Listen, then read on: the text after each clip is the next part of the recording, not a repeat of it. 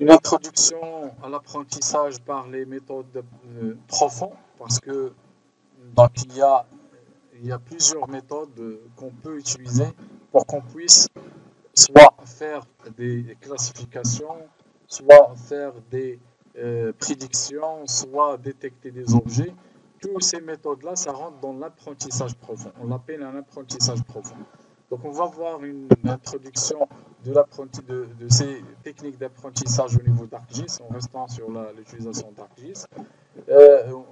Donc, c'est mieux de commencer par les applications pour qu'on puisse voir qu'est-ce qu'on peut avoir comme résultat à travers ces apprentissages-là. Donc, on va voir quelques applications d'utilisation des méthodes d'apprentissage. Et on va zoomer un petit peu dans les méthodes d'apprentissage. On va rentrer dans le deep learning, vraiment dans les modèles d'apprentissage profond qui s'appellent le deep learning. Donc on l'appelle apprentissage profond ou bien deep learning, ça c'est en anglais ou français, c'est pareil. Donc on va voir quel est le deep learning au niveau d'ArcGIS Pro, quels sont les modèles disponibles au niveau d'ArcGIS Pro et qu'on peut utiliser pour qu'on puisse faire une analyse deep learning. Comment l'installer? Parce que ces modèles-là, il faut que vous l'installez, il faut que vous paramétrez, il faut savoir comment les paramétrer au niveau d'ArcGIS Pro. Donc on va voir quelles sont la notion de paquetage, ou de paquet de ce qu'on appelle les frameworks que vous pouvez utiliser au niveau d'ArcGIS Pro pour que vous puissiez utiliser ça. Les bibliothèques aussi, c'est important de le savoir. Et on va voir quelles sont les étapes d'utilisation de ces modèles, comment vous pouvez vous-même, au lieu de travailler avec des modèles qui existent déjà, comment vous-même vous pouvez générer votre propre modèle deep learning et comment vous pouvez vous-même l'utiliser dans ArcGIS. Donc l'apprentissage profond, c'est quoi? Ça veut dire c'est des techniques automatiques que vous pouvez utiliser à travers des images pour soit faire des classifications, c'est-à-dire regrouper des pixels qui ont la même configuration, bien qui ont la même caractéristique, on peut les regrouper. On peut nous-mêmes faire regrouper l'historique des données et prévoir l'avenir à travers un apprentissage, tracer un modèle de prédiction et faire une prédiction à la base des données d'apprentissage. On peut aussi, à travers des modèles statistiques et des modèles ce qu'on appelle les modèles d'apprentissage, donc il y a plusieurs modèles statistiques qu'on peut utiliser et ça diffère de la précision d'utilisation de ces modèles et ça diffère aussi sur le nombre de données d'apprentissage que vous allez utiliser. On peut aussi détecter des objets et reconnaître des objets à travers des images. C'est-à-dire qu'on peut automatiser un modèle pour la reconnaissance des objets, soit des objets qui se déplacent dans une image, par exemple une vidéo. Donc une vidéo, c'est une succession d'images. On peut mettre en place un modèle pour la détection des objets, par exemple des chats, ou là, des chiens, ou là, des éléphants. Donc c'est des objets qui se déplacent dans une zone et à travers les données d'apprentissage, on peut mettre en place un modèle de détection de ces objets. Donc en fait, c'est très facile. Donc c'est un modèle statistique, c'est une fonction mathématique qui contient plusieurs paramètres et on va donner au logiciel une sorte de données d'apprentissage pour qu'il puisse résoudre cette fonction. Et le logiciel, il va prendre cette fonction-là et il va la généraliser sur l'ensemble pour qu'il puisse nous déterminer les résultats. Ces résultats, c'est les objets qu'on cherche et qu'on essaie de chercher dans notre problématique. Donc il y a ça. Donc ça, on l'appelle apprentissage automatique. Ça veut dire il y a un programme ou bien un modèle. On va essayer de résoudre ce modèle-là à travers des données d'apprentissage et le résultat, c'est le résultat qu'on va l'avoir. Il y a le deuxième niveau, c'est le niveau de deep learning. Le deep learning, c'est quoi? Donc, c'est une classification neuronne. Donc, c'est une classification qui a été mise en place à la base des neurones. Et cette classification neurone, il a été déjà paramétré pour la détection d'un objet quelconque. Donc, on n'utilise pas les données d'apprentissage. Ça veut dire le programme, il est déjà programmé pour la reconnaissance d'un tel objet. Donc, il est programmé. Généralement, c'est des modèles qu'on utilise dans des robots, ou bien dans la reconnaissance faciale, ou bien dans la reconnaissance des objets. C'est des modèles qui existent déjà et qu'on peut utiliser pour qu'on puisse reconnaître des entités. Donc, c'est des algorithmes neuronaux qui permettent de détecter facilement des entités ou bien des objets. On va voir ça. Donc, en fait, lorsqu'on parle de l'apprentissage profond, il regroupe trois niveaux d'apprentissage. Il regroupe un niveau d'apprentissage qu'on appelle l'intelligence artificielle. Donc, l'intelligence artificielle, c'est un niveau très large et c'est un niveau sur lequel on peut regrouper toutes les fonctionnalités mathématiques qui permet de faire une analyse spatiale. Donc n'importe quelle fonction mathématique qui permet de faire une analyse spatiale, ça rentre dans le cadre d'une intelligence artificielle. Donc si vous prenez par exemple une classification supervisée d'une image satellitaire, donc c'est une intelligence artificielle qui permet à la base des points, des échantillons d'apprentissage, il va faire une classification supervisée. La classification non supervisée, la même chose, c'est une intelligence artificielle. Donc c'est une technique, c'est une fonction mathématique statistique basée sur l'inverse de distance, ou bien basée sur des fonctions statistiques pour la détection des clusters qui ont les mêmes caractéristiques. Et ces clusters-là, on l'appelle des classes au niveau de notre image. Donc en fait, l'intelligence artificielle, c'est l'ensemble des techniques qu'on peut utiliser dans un ordinateur, dans une machine, pour qu'on puisse faire des analyses spatiales. Maintenant, si au lieu d'utiliser ces techniques-là statistiques, on peut approfondir un petit peu sur l'apprentissage. Ça veut dire on va, au lieu de faire des analyses spatiales à très haut niveau, on va faire une analyse spatiale, mais en combinant le savoir de l'être humain. C'est-à-dire, on va combiner les méthodes statistiques avec le savoir humain pour qu'on puisse faire un modèle d'analyse. Donc, si on combine ces deux, on parle d'une machine learning. Donc, la machine learning, c'est quoi? C'est un niveau d'analyse qui combine deux choses. Il combine à la fois les méthodes statistiques et les méthodes d'analyse et la valeur ajoutée de l'être humain ou bien les techniques de l'être humain pour qu'il puisse faire une amélioration de précision.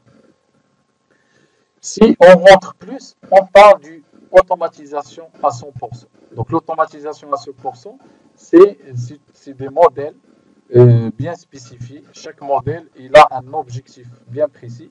Donc par exemple, un modèle pour la détection des sons, un modèle pour la détection des avions, un modèle pour la détection des arbres. Donc ça vraiment, c'est un modèle qui a été paramétré et qui a été défini pour un objectif bien précis. Et on peut à chaque fois l'appeler ce modèle-là pour qu'on puisse détecter ces objets.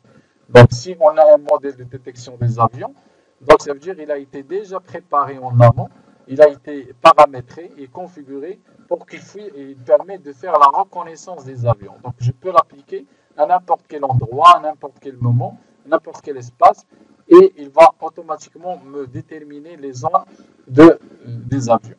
Par exemple, un autre cas, cas de figure, c'est pour la détection des feux de forêt. Donc, la détection des feux de forêt, on peut la détecter facilement à travers l'image, mais on ne peut pas l'automatiser automatiquement.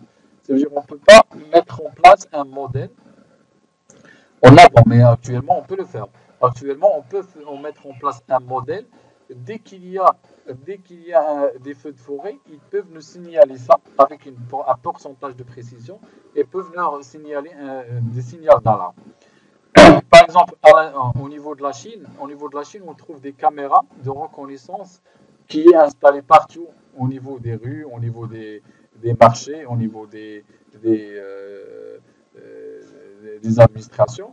Et si quelqu'un, par exemple, ils font la recherche de quelqu'un, si quelqu'un veut demander, automatiquement ces caméras-là, on peut demander au modèle de deep learning pour la reconnaissance faciale, on peut leur demander la recherche d'un tel cas et automatiquement, il va nous signaler en fonction de ces caméras la position de cet objet avec un pourcentage. et on peut aller rechercher facilement ce monsieur-là. Donc, des cas de figure aussi sur lesquels on a travaillé par exemple, moi-même au niveau de ma thèse, on a travaillé avec des modèles de prédiction des endroits de développement des insectes.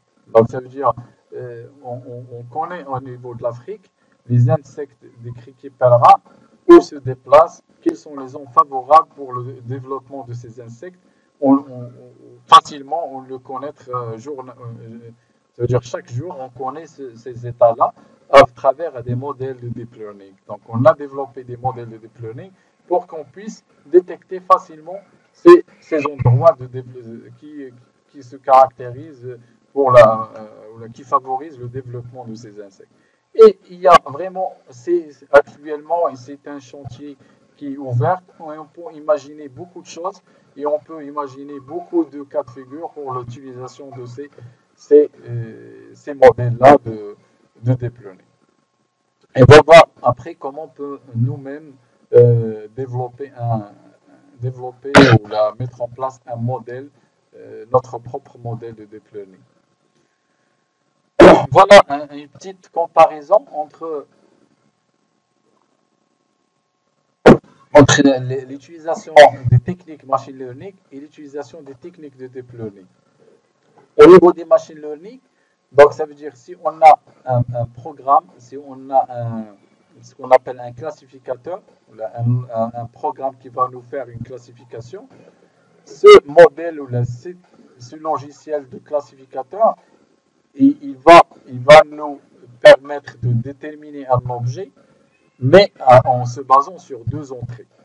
En se basant sur ce qu'on appelle l'entrée recherchée et aussi les zones d'apprentissage.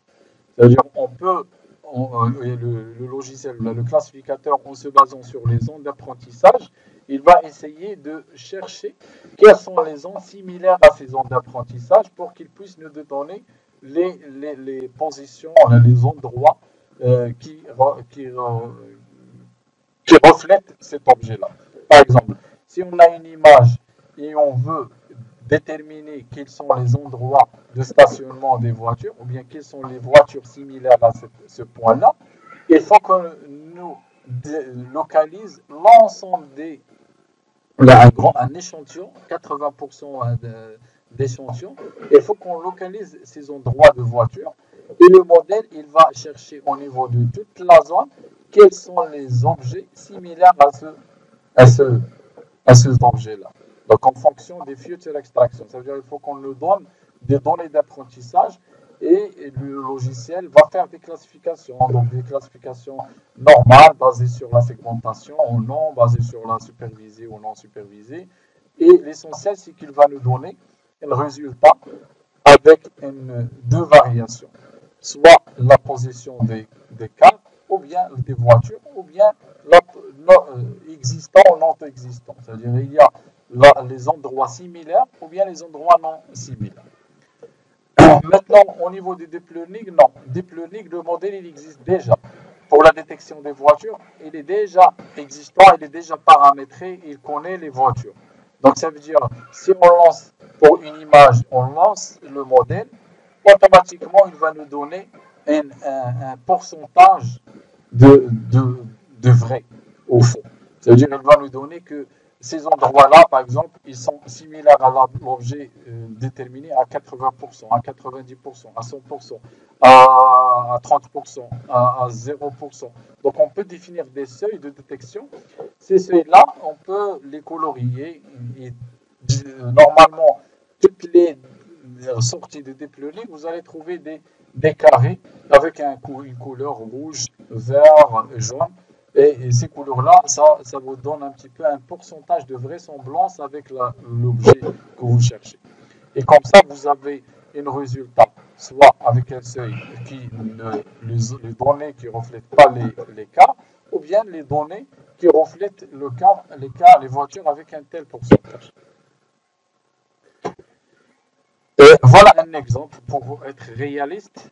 Donc un exemple d'utilisation de deep learning. Le deep learning, voilà par exemple ici, on commence par la détection des objets. Donc la détection des objets, on peut par exemple déterminer, prendre un modèle qui a été déjà paramétré pour la détection des chiens. Donc ces chiens-là, euh, on peut les paramétrer avec, bien sûr, au moment de la préparation du modèle, on peut dire que l'objet qu'on cherche, il est caractérisé par telle hauteur, par telle dimension, par telle texture, par telle... Donc on peut paramétrer notre modèle avec un ensemble de données données de paramétrage. Comme ça, le modèle, il est intelligent. Ça veut dire qu'il peut lui-même faire la reconnaissance d'un tel objet similaire. Et mais pourquoi on l'appelle apprentissage? Parce qu'à chaque fois, lorsqu'il va nous détecter des objets, si on valide une entité, il va l'intégrer dans le modèle et comme ça, il va améliorer le modèle lui-même, il va s'améliorer au fur et à mesure avec les données qu'on utilise.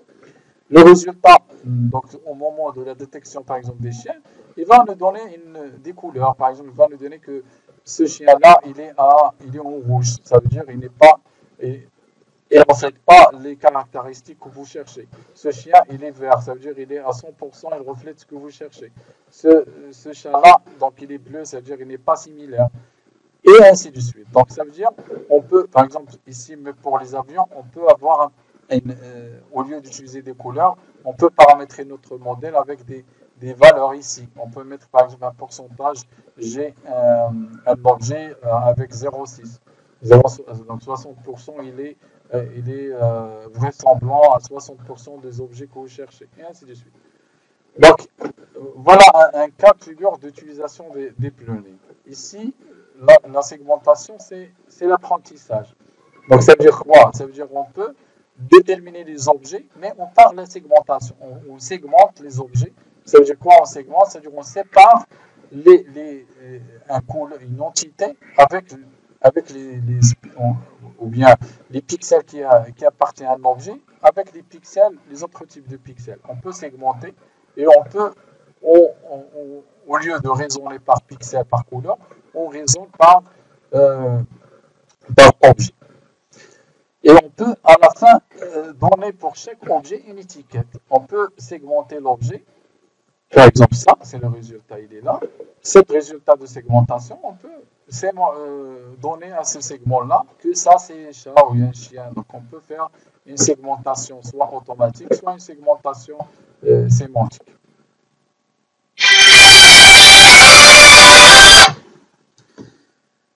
D'autres types d'utilisation de l'apprentissage, c'est la détection la classification d'images. Donc la classification d'images ou bien c'est la segmentation, c'est la méthode qui vient après la segmentation. Donc on peut rester au niveau de la segmentation.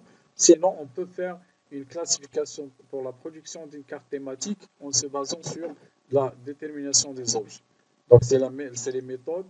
La segmentation, c'est les méthodes, plutôt la classification, c'est les méthodes qui viennent après la segmentation pour la distinction des objets en fonction des caractéristiques.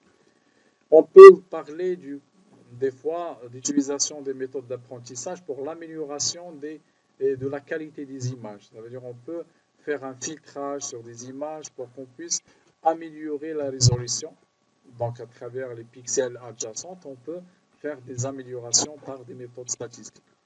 La détection de changements. On peut prendre par exemple deux objets, deux images, et on peut faire une comparaison automatique. Ça veut dire dès qu'il y a un changement entre deux images, on peut avoir un résultat automatique à travers des modèles de détection des changements. Par exemple, la classification de l'occupation des sols. La classification de l'occupation des sols,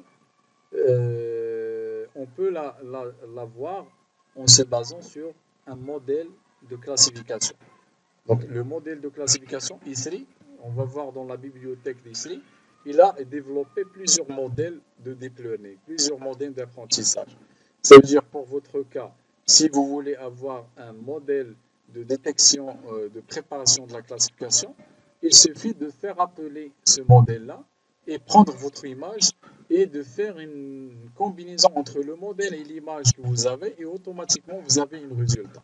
Parce que le modèle de détection des objets, de détection des classes, il est déjà paramétré sur un ensemble de données, il a déjà testé, il a été paramétré, et il existe, et vous pouvez l'adopter pour la production d'une carte d'occupation de sol.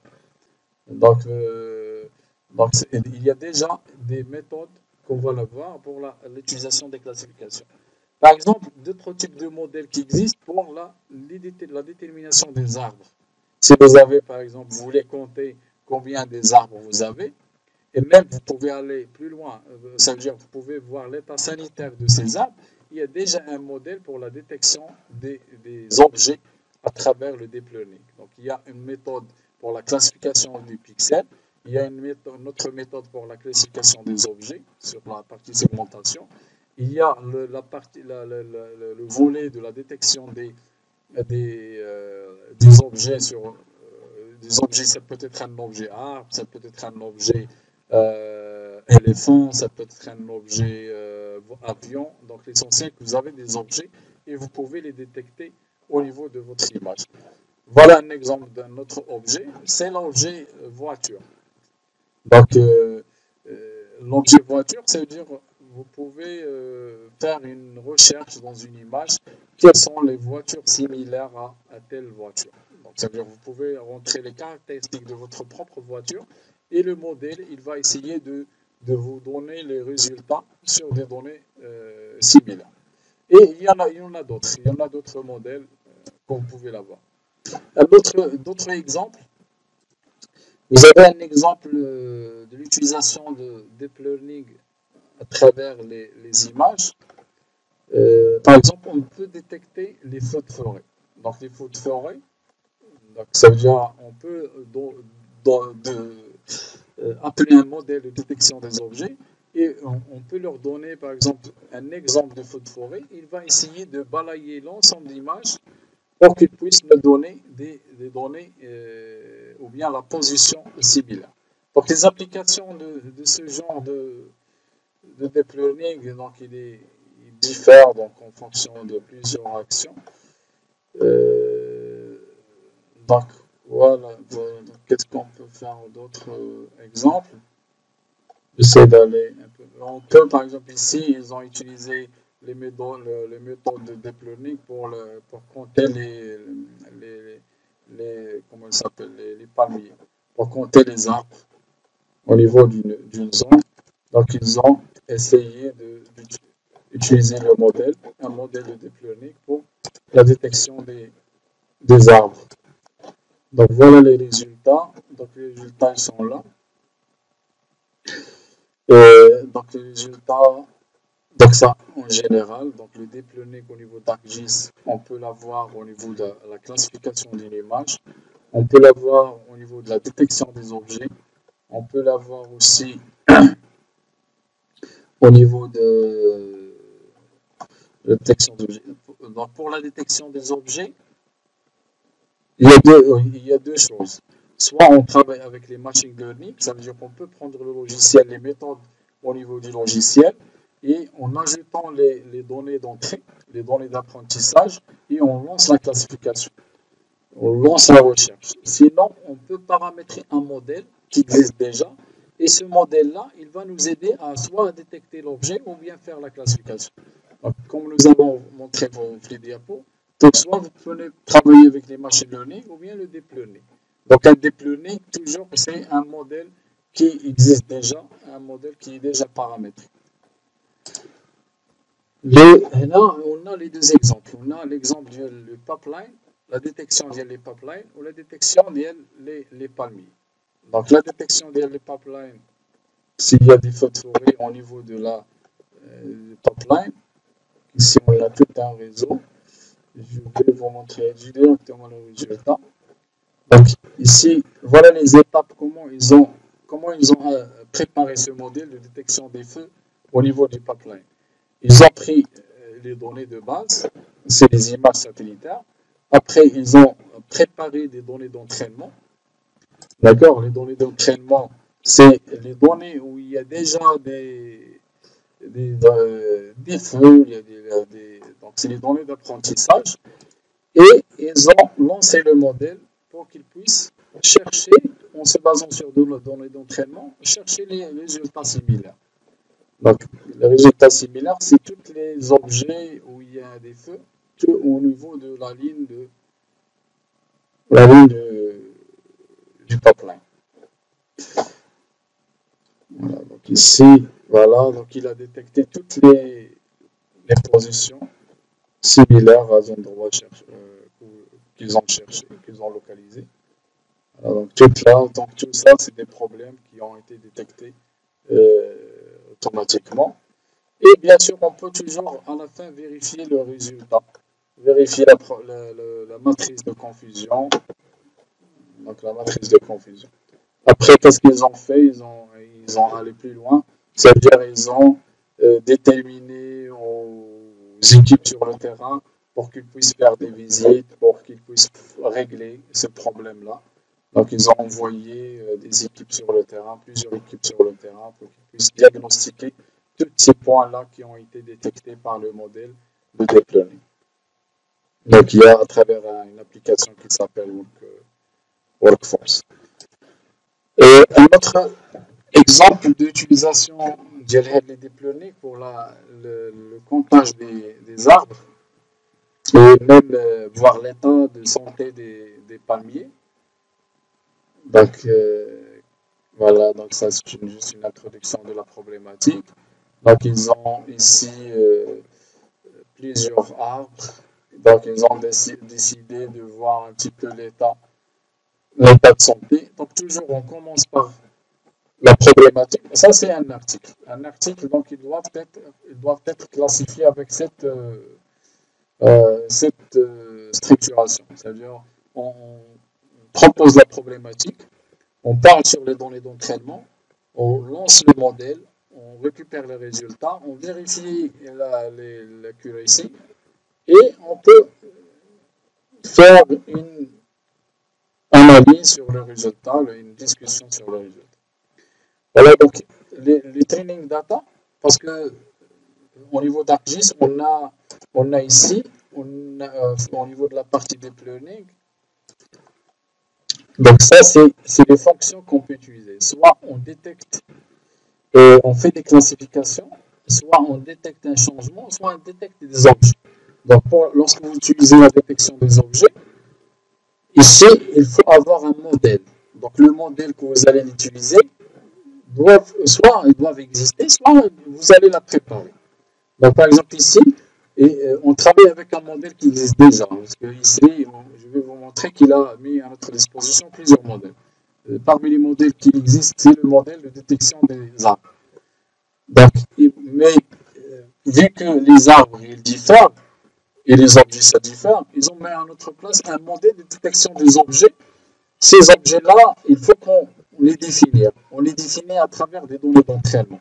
C'est-à-dire qu'il faut qu'on détermine des images sur les objets qu'on cherche. Et si on cherche ces images-là, on cherche ces objets, et à travers ces objets-là, donc on va paramétrer le modèle. Donc on va paramétrer le modèle et le modèle il va se baser sur ces images-là. Et il va faire une exécution, on va exécuter le modèle, ainsi de suite. Et le résultat, c'est tous les objets, les entités similaires. C'est ce qu'on cherche. Donc, il va avoir tous les objets similaires. Donc, il nous a détecté tous les arbres au niveau de la zone à travers cette méthode-là. Après, qu'est-ce qu'on peut faire? On peut voir l'état sanitaire, l'état de santé plutôt, l'état de santé de ces arbres. Donc, l'état de santé, on peut voir les propriétés. Donc, en fonction de l'indice de végétation. Donc, on peut récupérer l'indice de végétation. Et à travers l'indice de végétation, on peut voir pour chaque arbre quel est le pourcentage de chlorophylle qui existe là. Alors, on peut faire une classification. Donc, les arbres qui ont une forte valeur de NDVI, on peut le dire que ça, c'est des arbres sains. Les arbres qui ont une variation, donc on peut faire des intervalles qui ont une variation au niveau des de la valeur d'individu, c'est des pixels, c'est des arbres qu'il faut les diagnostiquer. Donc eux, lorsqu'ils ont fait ce travail-là, ils ont déterminé toutes les arbres qu'il faut inspecter. C'est les arbres généralement malades. Et ils ont envoyé des équipes, toujours avec l'enquête, envoyer des équipes sur le terrain pour qu'ils puissent diagnostiquer les entités ou bien les arbres qui sont malades. Et voilà un tableau de bord sur les niveaux de visite. Donc nous avons ici par exemple 3 enquêteurs. Donc ils ont fait des visites pour diagnostiquer un petit peu les arbres que nous avons, que le modèle a détecté. Donc voilà un résumé sur la méthodologie qu'ils ont utilisée. Donc ils ont pris les images d'entrée. Donc à travers ces images d'entrée, donc ils ont essayé de déterminer les données d'apprentissage. Donc une fois ils ont déterminé les données d'apprentissage, ils ont lancé la détection des données similaires à travers le modèle Deep Learning. Les résultats qui ont été calculés, on l'a retravaillé et on a déterminé à travers l'individu l'état sanitaire l'état sanitaire des arbres, des palmes. Et après, qu'est-ce qu'ils ont fait? Ils ont utilisé les logiciels de collecte, de suivi, pour faire un diagnostic direct sur le terrain.